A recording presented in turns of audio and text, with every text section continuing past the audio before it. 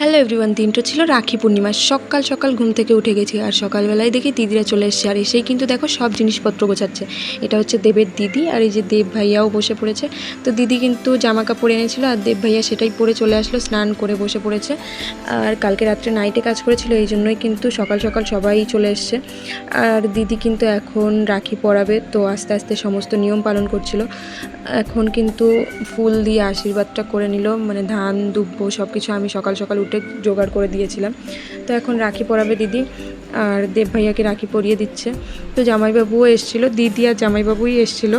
বাবু মানে দিদির যে দুই ছেলে আছে তাদেরকে আনেনি, কারণ অনেক সকালবেলা এসেছিল, তখন হয়তো 7:30 বেজেছিল, এই জন্য আর আনেনি। তো আমরা আবার পরে যাব, তাই দিদিদের বললাম যে ঠিক আছে তোমরা থেকে যাও, কিন্তু দিদিরা বললো না তোমরা আবার এসো। তো মিষ্টি খাইয়ে দিল। আর দেখো এখন দেব ভাইয়া কিন্তু দিদিকে প্রণাম করে নিচ্ছে, কারণ দিদি কিন্তু দেব ভাইয়ার থেকে বড়।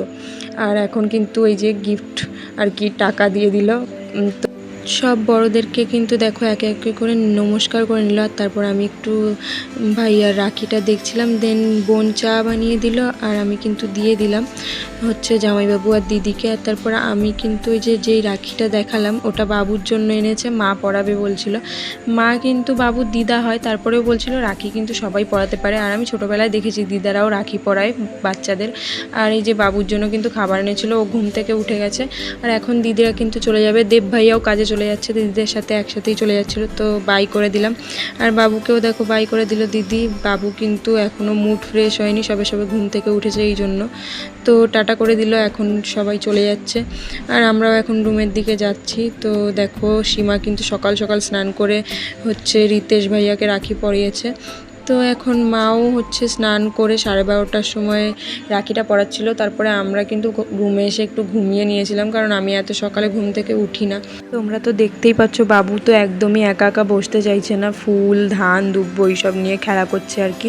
তো আমি এই জন্য তাড়াতাড়ি করে স্নান করে এসে বাবুকে নিয়ে বসলাম। আর মা কিন্তু দেখো ওকে এখন চন্দনের ফোঁটা দিল, দেন রাখিও পরিয়ে দিল।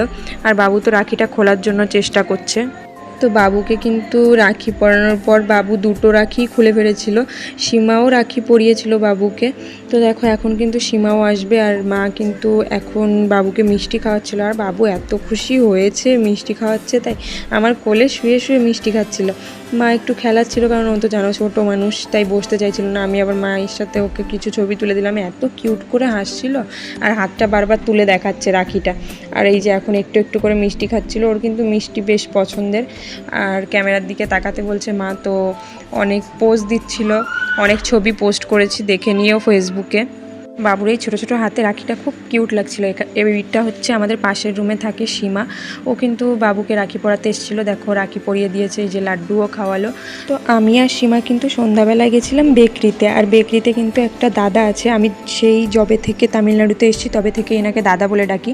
আর আমি বেকরিতে প্রায়ই আসি, তো দাদা বলছিল আমাকে রাখি পরাতে। তো আমি রাখি তো পাইনি, দুটো দোকানে গেছিলাম, দুটো দোকানের একটা দোকানেও রাখি ছিল না, এই জন্যই ওই ফ্রেন্ডশিপ ব্যান্ডটা লাস্টে বেঁধেছিলাম।